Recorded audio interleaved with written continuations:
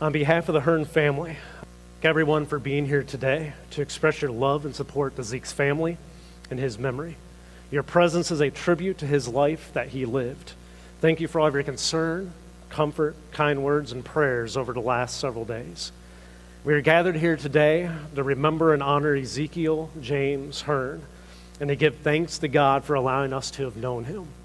He was born to James and Kelly on October 8, 2001 in Tulsa. He lived among us for 19 years, impacting each of us in different ways and serving all of us because that's who Zeke was at the core, a servant. Zeke took his last breath in this world on Wednesday, April 7th. He is survived by his mom and his dad, his sister and best friend Christina, his girlfriend Casey, his grandmother Susan, Grandpa Bruce, and Nene Sherry, and many other family members. Would you please pray with me? Heavenly Father, we gather here today because we are broken. We knew Zeke, he is a part of our lives. We loved him, he loved us. He meant something to us. And so, Father, the last several days have been very rough for most of us here. So, Father, my prayer today is that, Lord, you would just let us know you are with us, that you would comfort us, that you would provide us peace, that you would guide us through this time as we honor him and we honor you. So, Father, be with us now. Let us know your presence is near. And thank you for giving us hope in these desperate times, knowing that there is something beyond the grave. It's in Jesus' name I pray. Amen.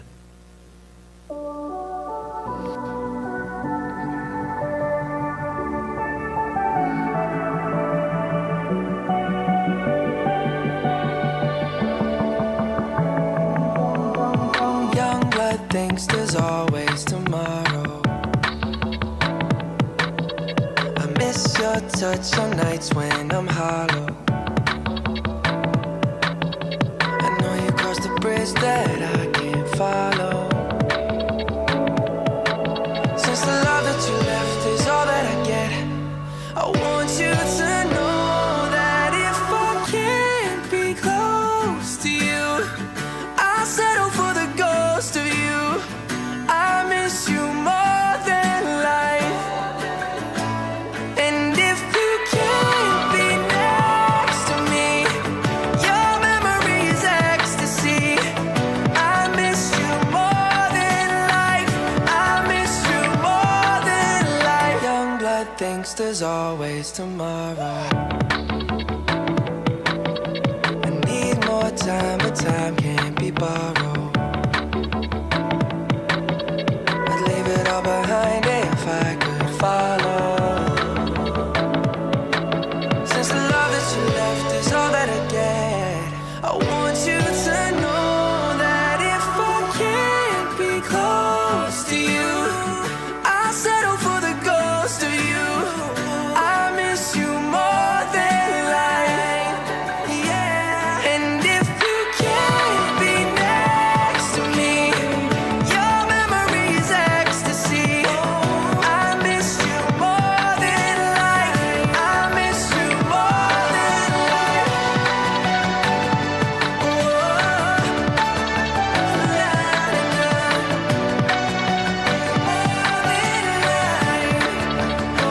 So if I can't get close to you, I'll settle for the ghost of you.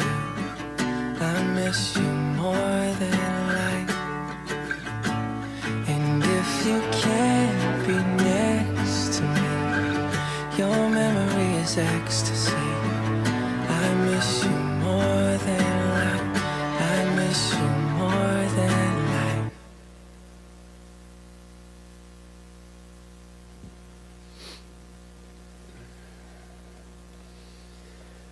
Most of us sitting here today have some serious questions which we have no answers to, and they are frustrating to us as we grieve. Those questions sound something like this: where is God in all this? Why did God allow this to happen to Zeke? This isn't fair. What's the deal, God? And why did God do this to Zeke? Now, we have to understand why it is that so many of us are asking these questions. The main reason is because we have convinced ourselves this is not how things are supposed to work. Zeke was one of the good ones. He was the one that was always looking out for everyone else and standing up for everyone else while never standing up for himself. Kids are supposed to die after their parents. Good people are supposed to be protected from bad things. We want everything to be nice and orderly and play according to our rules that we have created as individuals, including God. He's supposed to play by our rules as well. But since the circumstances of the last several days don't fit within our rules, we tend to look for someone to blame. Emotions begin to consume us. When we don't know who to blame, we are left with only questions that we can ask God. So today, I feel it's important that we first start by giving all of us a biblical foundation in which to ground ourselves as we process the events of the last several days that have led to this service. Now, a biblical understanding is not to give us an emotional crutch to lean on. As a former atheist, I don't care about emotional crutches. It's not meant to just give false hope and make us feel better, because false hope doesn't work. And it's not meant to make sense out of something that doesn't make sense. A proper biblical understanding is important to grasp because it's truth, and it explains the world that we experience on a daily basis. And when our emotions overwhelm us, it's truth that will always ground us and get us through it. So let me do the best I can to share the truth about how this world works with you today. First, we have to remember two things: free will and sin. In our free will, we all choose to ignore our Creator and do our own thing. That is called sin in the Bible. So we go through life telling God when we want Him in control and when we want Him to step away, because we determine our desires are more important than His desires. This sin causes chaos in this world and in our lives. God's original desire and His original design was for us to live in perfection in His presence. It was to be orderly. Things were to make sense. Things were to follow a set, predictable set of positive outcomes. But due to our sin, none of that exists today. We now live in a world ravaged by the results of sin. Sin destroys the world we wish that was, and it leaves us with a world that is. The reality is that much of this world is dysfunctional, vicious, ugly, sick, and dark. Not because of God's will, but as a result of our own will upon it. These are the moments where reality smacks us in the face and reminds us our fantasy, where we think we can control the things around us and we can find true happiness through the things of this world, is just that. It's a fantasy. Everything in this world dies and is destroyed due to the consequences of sin. That brings me to Zeke. Zeke was a good guy. He was compassionate. He was loving, he was a servant, he was a child of God, and he is a follower of Jesus Christ. But Zeke was only a good guy when we compare him to other people. In reality, Zeke was a sinner just like the rest of us. None of us is truly good, not even one. Therefore, we have to give up this another fantasy that we tend to live with in our lives. The fantasy that we or Zeke deserve good things from our Creator, who we have rejected. Reality is that none of us deserves anything good, because we have often told our Creator to take a back seat in our lives. Logically, we deserve punishment, banishment, and death from our Creator and His presence. But that is not what we actually get from God. Let me use Zeke as an example, and you can look at your own life as well.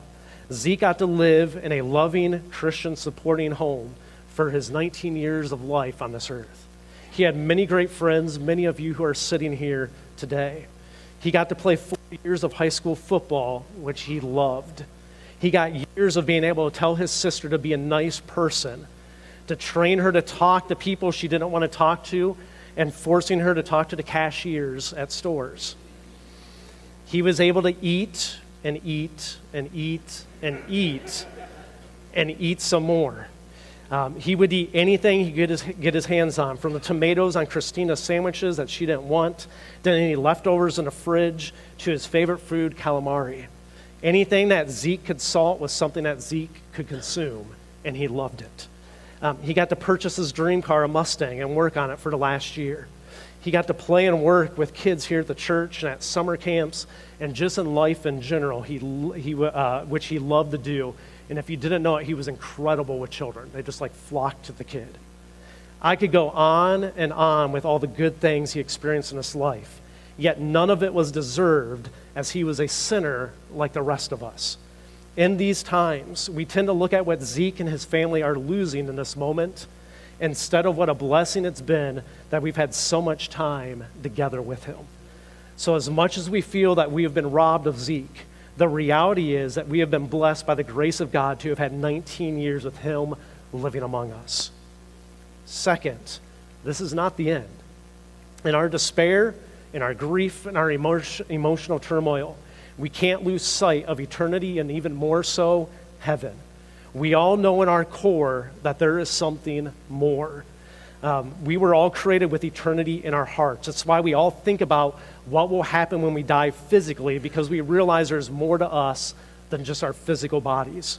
So it's not just that we are blessed with good things that we don't deserve here, but we also know that through the grace of God provided to us through the life of Jesus Christ, that we will have the opportunity to live in God's kingdom for eternity. A place with no more pain, no more sorrow, and no more tears. A place where things will make sense. A place where God will be in complete and total control. A place where we will be reunited with the rest of God's family. So even though it's hard to control our emotions at this time, even though we are pained and we wish we would have had more time with Zeke here, even though we wish we could save James and Kelly and Christina and Kinsey and the rest of the family from this pain, even though we wish God would have miraculously intervened and protected Zeke from the accident on Wednesday, even though we're not getting everything that we want in this moment, we have gotten everything we need. Zeke will be just fine. He didn't lose anything. He gained everything because he knew Jesus. We will see Zeke again. And the reason for that is because of God's love for us seen in the life and the sacrifice of Jesus Christ. So in spite of everything we're feeling right now, we can still have a solid foundation of joy, knowing how incredibly blessed we all are to have the opportunity not to be defined by the destruction and pain of the sinful world that we live in, but rather be defined by the hope, grace, and blessings seen in the life of our Savior, Jesus Christ. Finally, I understand that we can only see a tiny piece of a much bigger picture right now. I know God's ultimate goal is to bring all people back to Him so that they can be saved from being defined by a life of sin. We also have to accept that His top concern is not always our happiness here, because He knows what joy awaits us later there. So the fact that He didn't save Zeke doesn't disappoint me, although it obviously pains me greatly. But it makes me keep my eyes open for what the bigger picture just might be. Remember, God didn't cause Zeke's accident, but we are promised in Romans chapter 8 that God can and that He will cause everything to work together for the good of those who love God and are called according to His purpose for them. What that means is this, that God can take the pain of this world that was meant to break us and destroy us and use it to bring about eternal good in the lives of others. That is something only God can do, and it's something worthy of our praise and our devotion. If you don't know this hope, forgiveness, and future that is found in Jesus Christ, as Zeke did, find someone who's a follower of Jesus and talk to them. Just ask them about it. If you don't know a follower of Jesus, I just ask you to grab one of our church programs out there on the information desk. It has my cell phone number all over it. I know a lot of you from East Central because I played basketball with you, church family, community people that I know. I would love to answer any questions you have about the most important relationship you will ever start in your life, and that is one with Jesus Christ. Now, for the rest of this service, we're going to remember the good times and the good memories we have of Zeke. And the reason we have these memories is because God was gracious enough to allow Zeke to have them and for us to enjoy with him. So we're going to listen to a song called Amadeo. And this song, to our church family, has a specific purpose. Is with Sergeant Johnson, who passed away last year, if you remember, the police officer that was killed. This is one of the songs he attended here, and he's actually a good friend of Zeke's. And Zeke was great friends with his children, who are actually here today. And this is one of the songs that we played at his service, and I thought it'd be a good connecting song for us today. Oh, sorry, before you play that, the word Amadeo, as you see, as it goes here, the word Amadeo actually means this: I love you, God. So as you see that in the song, that's what this word means.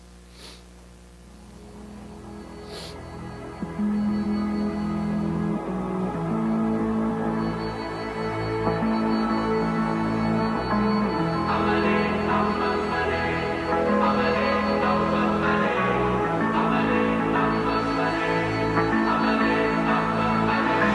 Life can take our breath away. Tragedy can leave a wake. A broken heart won't ever beat the same. And pain can stop us in our tracks, losing what we can't get back, shaking the foundations of our faith. No matter what's in my way, no matter the battles I face,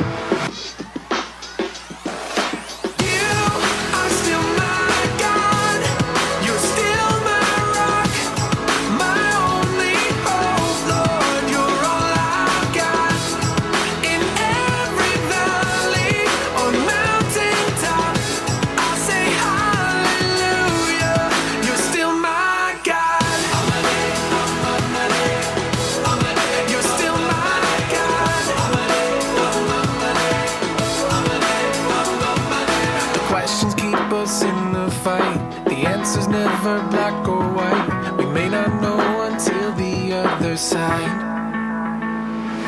But even in this in-between, we fix our eyes on what's unseen. The shadows never overcome the light. No matter what's in my way, I know that you won't ever change.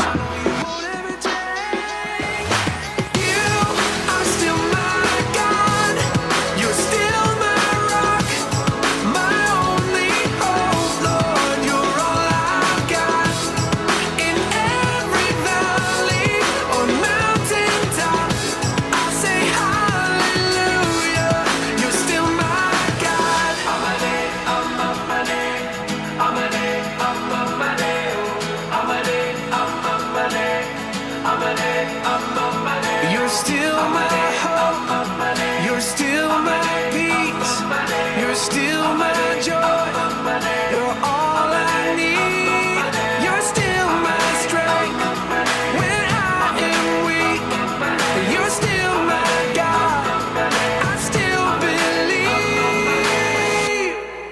you are still my God, you're still my rock, my only hope, Lord, you're all I've got. In every valley or mountaintop, I'll say hallelujah. You're still my God, still my hope, you're still my peace, you're still my joy, you're all I need. You're still my God, still my strength, when I am weak, you're still my God, I still believe. You're still my God.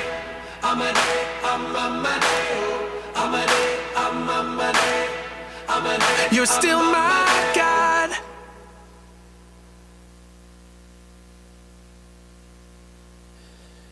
At this time, I'm going to invite Kenzie, Zeke's girlfriend, to come on up here, and she's going to share a little.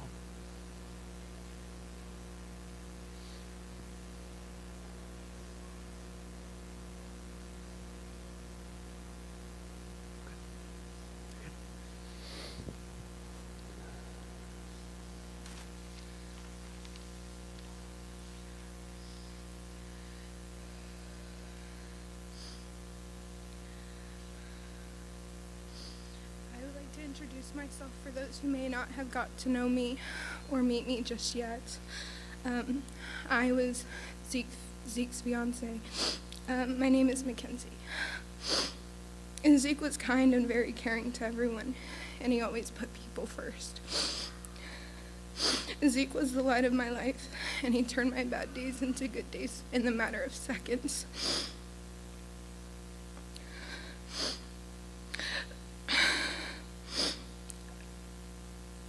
A few months ago, we had started a conversation about when we knew we had fallen in love with each other.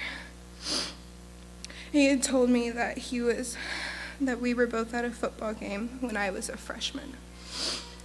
His parents, Kelly and Zeke, were working at the gate underneath a tent, and I remember him standing out there next to them and calling my name and giving me his huge, goofy smile and waving his hand. The night that I knew I fell in love with him was the 4th of July this last year. I had taken him out to the lake with my family, and we watched the fireworks later on that night out on the water from our boat. I couldn't take my eyes off of him anymore. I do have some poems that I would like to read.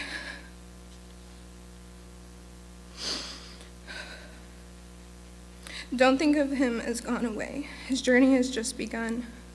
Life holds so many facets. This earth is only one. Just think of him as resting from the sorrows and the tears, in a place of warmth and comfort where there are no days and years. Think of how he must be wishing that we could only know today, how nothing but our sadness can really pass away. And think of him as living in the hearts of those he touched, for nothing is ever lost, and he was loved so much. I cannot say, and I will not say, that he is dead. He is just away. With a cheery smile and a wave of the hand, he has wandered into an unknown land, and left us dreaming how very fair it needs must be, since he lingers there. And you, oh you, who the wildest yearn for the old time step and the glad return, think of him as faring on, as dear in the love of there as the love of here, and loyal still as he gives the blows of his warrior strength to his country's foes.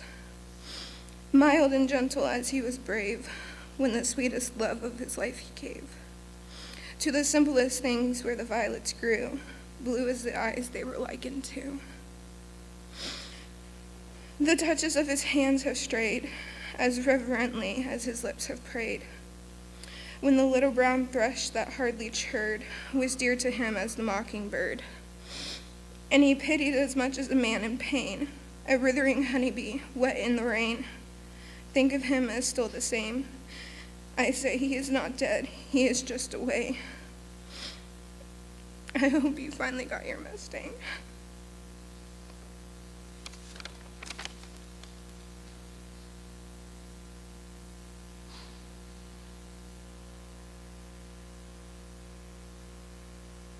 At this time, I'm going to ask Christina, Zeke's sister, to come on up here.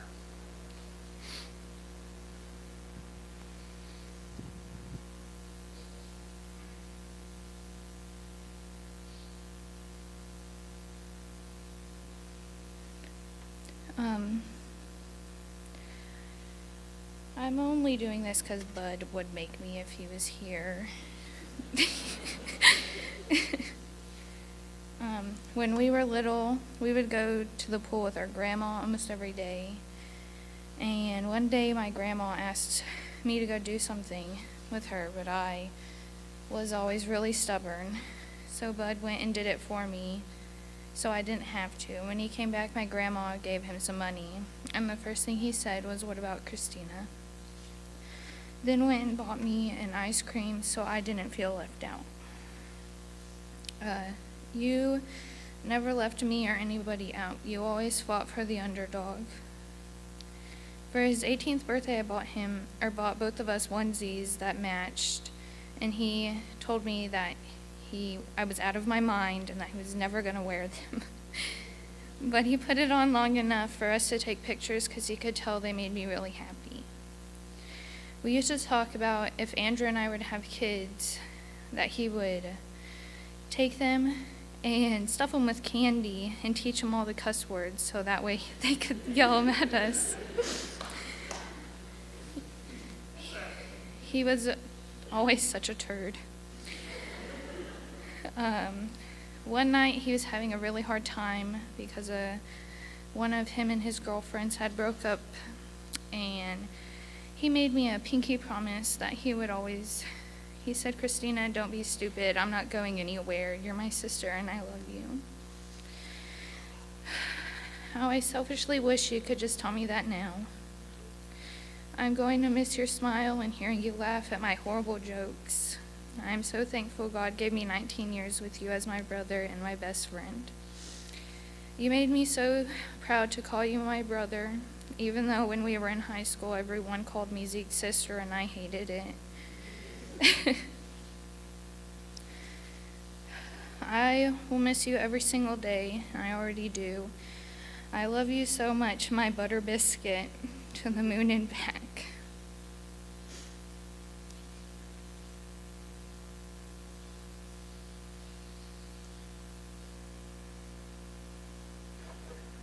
Now we've got a slideshow that's actually 60 minutes, but we're just going to watch the first 9. So we're going to have a slideshow up here, 9 minutes. I know a lot of you are like, whoa, woo, and Zeke would be like, Mom. So it's just 9 minutes. We're doing the first 2 songs. The rest of it we'll post somewhere, and you can watch the rest of it. So go ahead, let that play.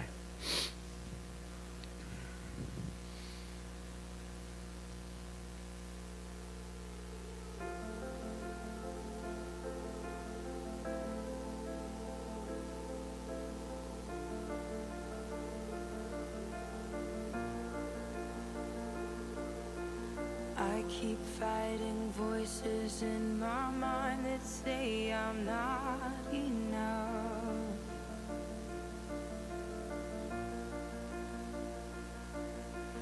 Every single lie that tells me I will never measure up.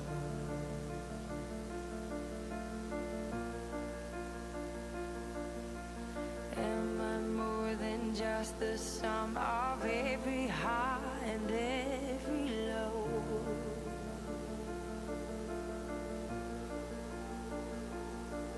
Remind me once again just who I am, because I need to know.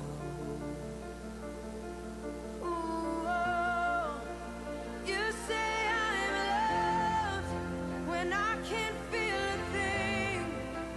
You say I'm strong when I think I'm weak. And you say I'm held when I am falling short. And when I don't belong, oh, you say I'm yours. And I believe, oh, I believe what you say of me. I believe the only thing that matters now is everything you think of me.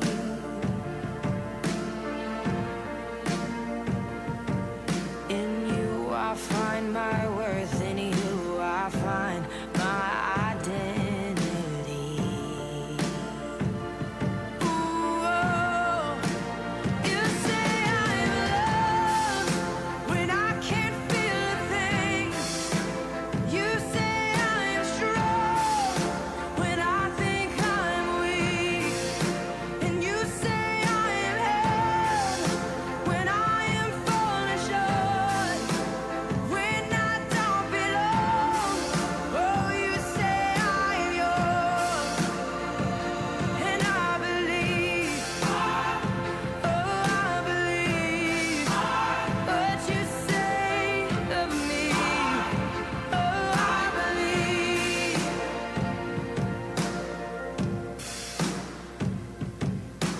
Taking all I have and now I'm laying it at your feet.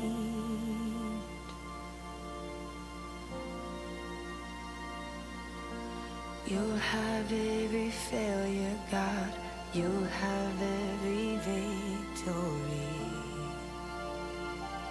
Ooh, oh, you say I'm loved when I can't feel a thing. You say I'm strong when I think I'm weak. You say I'm held when I am falling short. When I don't belong, oh, you say I'm yours.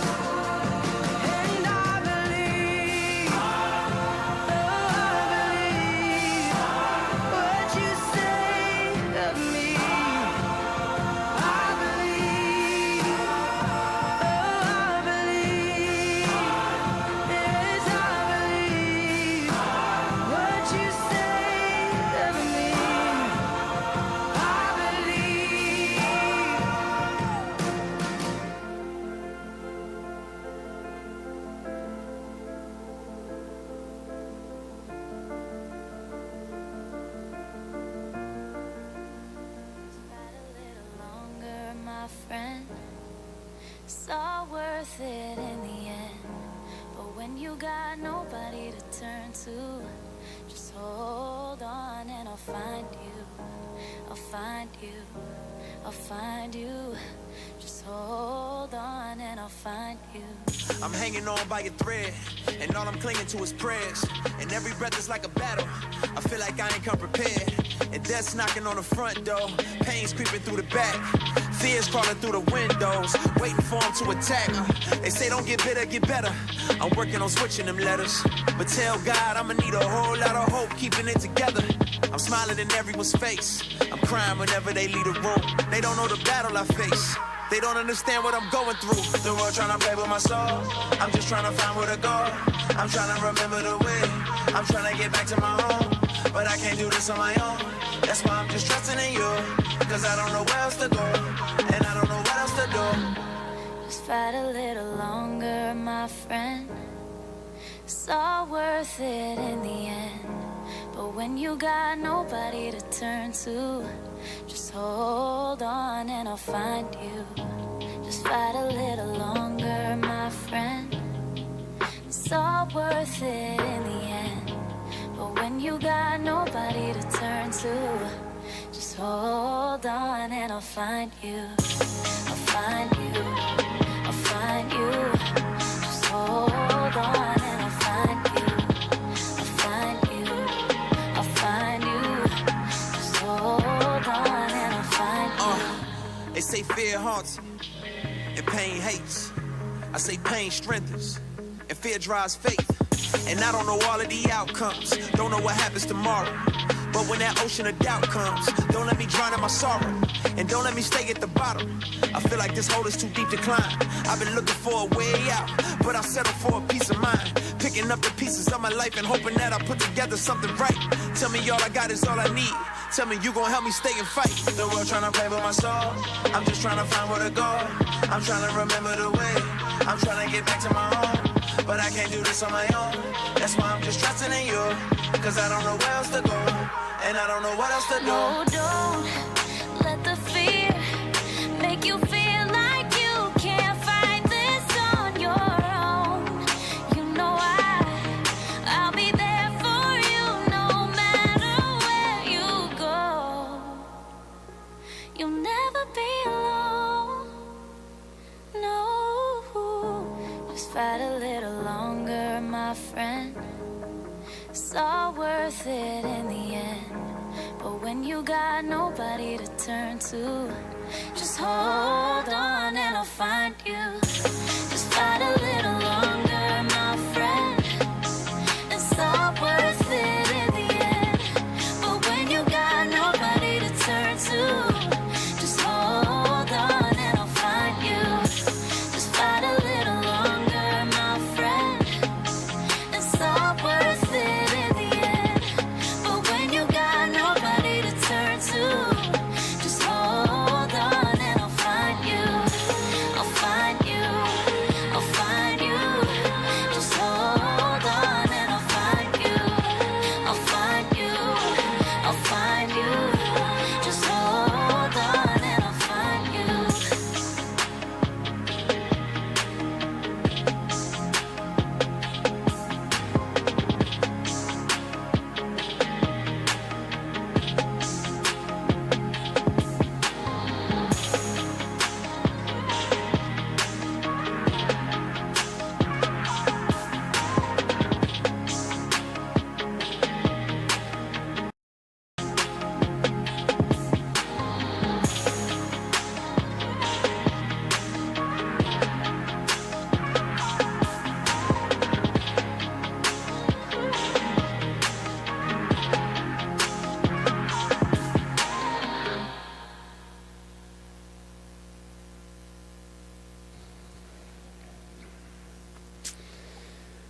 Zeke, also known as Skit, Boogie, and Bud.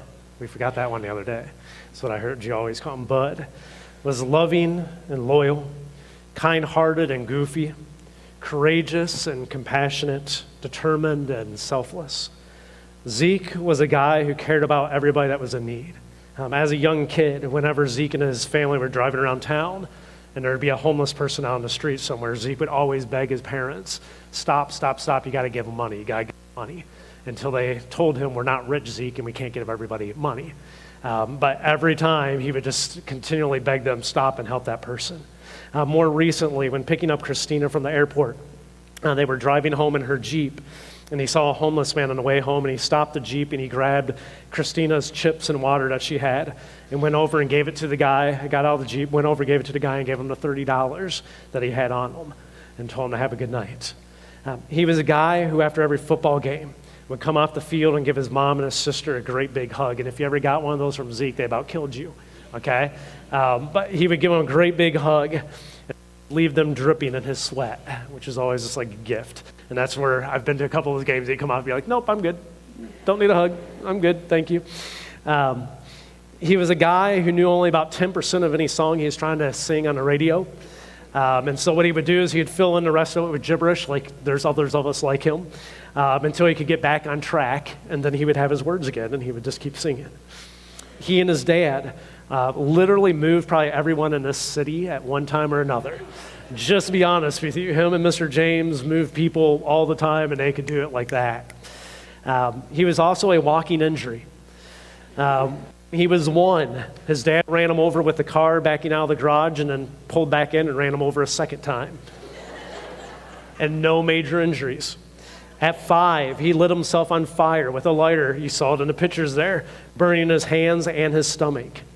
He ended up getting staples in his head at one point simply from picking up socks on the floor in his room because he hit his head on the end of the bed.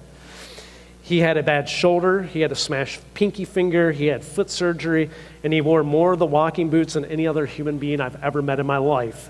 Is every third week he'd come back to church, I'd be like, Zeke, you're back in a boot again. He'd be like, yeah. And he'd tell you the story about what he did, and he'd be like, you're an idiot. That's how the conversation would usually go.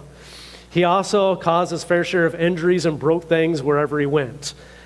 He was an unintentional wrecking ball is the best way I could describe him. I think half of the things broken in this church building were actually caused by Zeke. I mean, that's not a joke.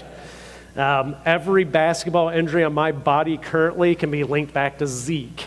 And the worst part is when he'd take cheap shots on me, his mother would sit right back there on the scoreboard and like egg him on and laugh at me. And I'd be like, I'm 45 and your tank of a son's killing me. So yeah, so all the injuries on my, so now I wear ankle braces, knee brace, back brace, and that's how I play. You're welcome, thank you.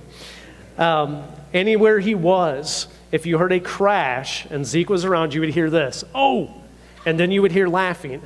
And then you would go out and see what happened, and Zeke was always there, and he just broke something. That's how it always went at your house, at the church, wherever he was. That's how it would be. The kid was just a joy to be around. He was full of energy, full of laughs, and full of fun. Zeke truly was a great guy. May I ask Steve Letterman, who was Zeke's youth minister during his high school years. He actually still attends here, but he's become a police officer in Bartlesville during the COVID time. But he's going to come up here and just briefly share with you about Zeke's servant heart.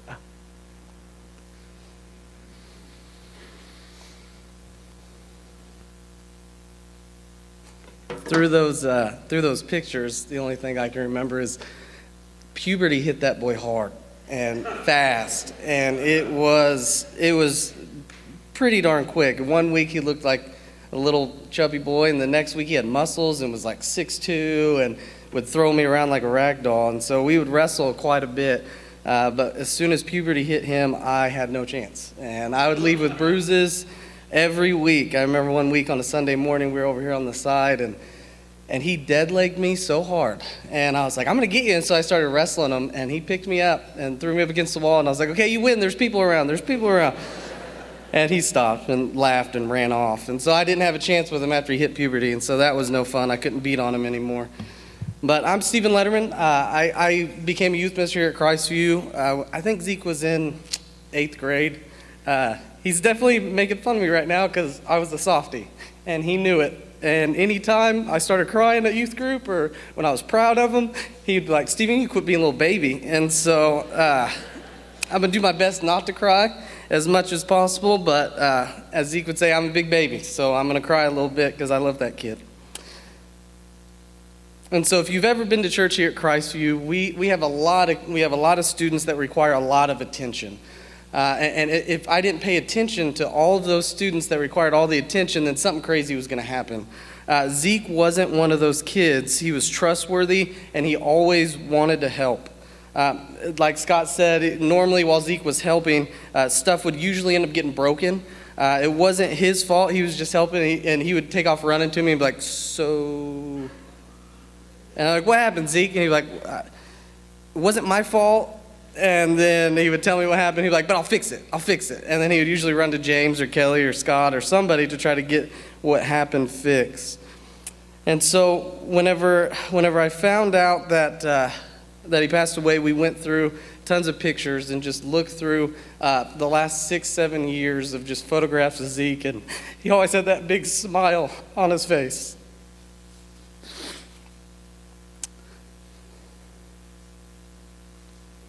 As Zeke got older, he became one of my go-to guys. No matter what I needed, he was there. And I remember this one time we were always short-handed, and we worshiped back with the little guys, and he was great with kids. So almost every Sunday, I would be like, Zeke, where you at? And he would be like, I'm right here. I'd text him or call him, and I'm like, hey man, I need you to check out We Worship for me until I get a teacher over there. And this one Sunday, I didn't have a teacher for probably about 30 minutes, and church had already started, and I knew Zeke had it handled, and there was probably 8 or 9 kids in there. And in one of the rooms, we have these big inflatables with this slide on it. And I finally found a teacher, and so I ran in there with the teacher, and I walk into the Jupiter jump room, and I just see Zeke with these lines of kids just around this Jupiter, and he's throwing them up the slide. Like launching them up the slide. Like, I don't know how to describe it, and I just kind of froze. And I mean, it wasn't like he was throwing them up. He was like, it was a ramp. And luckily there's fencing all around it and stuff, but man, those kids were flying up the ramp and flying off to the side, and they were having the time of their life. And just laughing. They'd get out and they'd run back around, jumping up and down, like again. And I looked over at Zeke, and he was smiling ear to ear, just loving and just enjoying serving those kids. And in those moments, you want to just take a snapshot, just remember those things. And those are the moments that I remembered the most of going through those pictures, was just that big smile, just the fun he would have no matter what was going on. And those kids definitely took a good nap when they got home, because I'm pretty sure that happened a majority of the class. I mean, I stayed in there just to make sure that nobody got hurt, and luckily they didn't, but it was, that's what Zeke would do. He would just have a good time, and all the kids of this church loved it. They would be in here playing basketball with them. He would usually bounce the ball off their head a little bit and take off running, and he had a blast. And Zeke didn't just serve in the youth areas. He served in just about every area of this church. He helped with food banks. He helped with men's ministries. He helped with. He would take kids where I couldn't go to church camps with the younger groups. He would go and be the leader for me because I couldn't be there. And I knew I could fully trust him for anything he needed, or anything that I needed. I trusted those kids with Zeke and a couple of other kids from the youth group. And Zeke, as he got older, he became that go-to guy for me. He would even serve. There'd be members of the church that would come up to me and say, "Hey, do you have anybody that can help me mow my yard, or fix this, or fix that, or just come over and help me out?" And I would just call James. "Hey, James, can Zeke help out?" And he's like, "We got it. We'll get everybody together." And Zeke would be the first one to go. I'm sure he complained at some point, but I never heard a complaint come out of that kid's mouth. He was always serving with a joyful heart and a smile on his face. In Mark chapter 10, we see a couple disciples, and they're trying to figure out how to have authority, how to have leadership over the other 10 disciples, and even over the followers of Jesus. And so Jesus heard about this, and he gathered all the disciples around in Mark chapter 10, verses 42 through 43. And Jesus said this, and he called them together and said, "You know that those who are regarded as leaders of the Gentiles lord over them, and their high officials exercise authority over them. Not so with you. Instead, whoever wants to become great among you must be a servant. The disciples had a hard time understanding this, and I think a lot of us have a hard time understanding this. When we think to ourselves, I'm supposed to serve other people more than me. I'm supposed to think of other people's needs more than my needs. You want me to give my time, my talents, my treasures for people that don't deserve it. And in that passage, Jesus says, yeah, that's exactly what I want you to do. I want you to be a servant. Not a lot of us can comprehend that, let alone put it into our daily lives. Zeke understood that. Zeke put it into his daily lives. He did it better than I did, and I was his minister. Zeke wasn't perfect by any means. His parents can tell you that. But he embodied the characteristics of a servant. It didn't matter what the task was, he was the first to volunteer. Even though he was younger than I was by a lot, I looked up to him for his work ethic and his servant mindset. Kelly and James, you guys raised an outstanding young man. Christina, he loved you, and he looked up to you as his big sister. Guys, we got to live up to that example that Zeke set for us. We got to serve with that joyful heart, with a big smile on our face. We got some big shoes to fill, guys. Literally, his feet were massive. That's all I got, but man, Zeke's we've got to follow his example.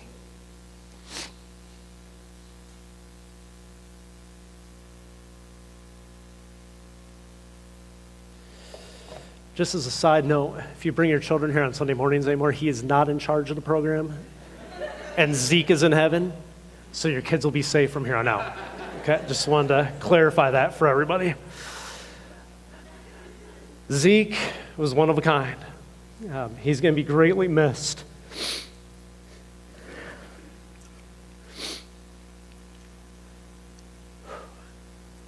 He's going to be greatly missed in all of our lives. Thank you, James and Kelly. Thank you, God. And thank you, Christina, for sharing him with all the rest of us. We appreciate it. We're going to close today listening to a song called Hold On to Me. It's simply a song about asking God to hold on to us as we have to move forward in life, even knowing it's going to be tough with the hole that we have. And the good news is this, that God will. God will always hold on to us, even when we don't know how to hold on to him.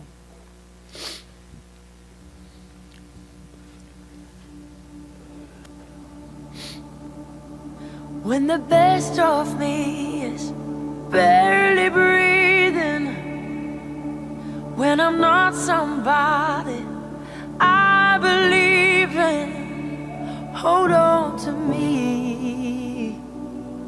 When I miss the light, the night is stolen. When I'm slamming all the doors you've opened, hold on to me. Hold on to me.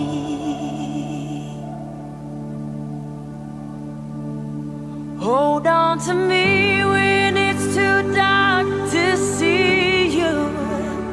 When I am sure I have reached the end. Hold on to me when I forget I need you. When I let go, hold me again. When I don't feel like I'm worth defending,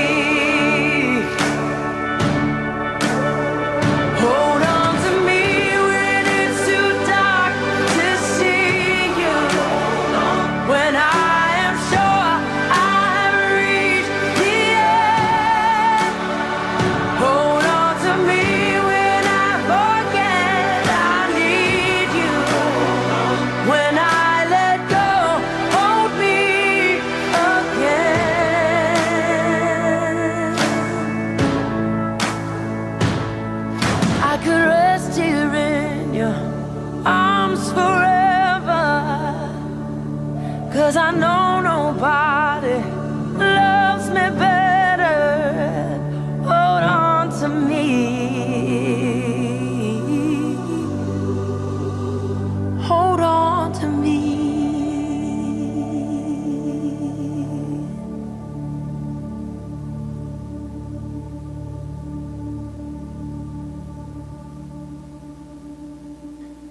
Would you pray with me? Holy Father, as we say goodbye, not forever, but for the time that we're still here, Father, give us peace. Grant us understanding. Grant us confidence. Grant us the will to go forward, to do what you have called us to do, even though the Zeke is no longer part of that for us. So, Father, thank you for the 19 years we had with him in our lives and the different ways that he affected us, the different ways he inspired us, the different ways he served us, the different ways he made us laugh, even the ways he hurt us. Father, thank you that we had the opportunity to know him that long, and thank you for your gracious love of leaving him here for that long so we could have him part of our life and part of our story. So, Father, help us as we move forward now to be renewed, to find some healing. Things will never be the same. They'll be different, but never the same. And help us to embrace that difference, and help us to look to serve you and to honor you and to build your kingdom in the days that we have here. Lord, thank you for loving us. Thank you for sending your son here to die for us and die for Zeke, because it's through his death and his resurrection that, Lord, we stand here with hope. We're not completely broken. We stand here because we know someday we will be in your presence and we'll be side by side with Zeke once again. It's in Jesus' name I pray these things. Amen.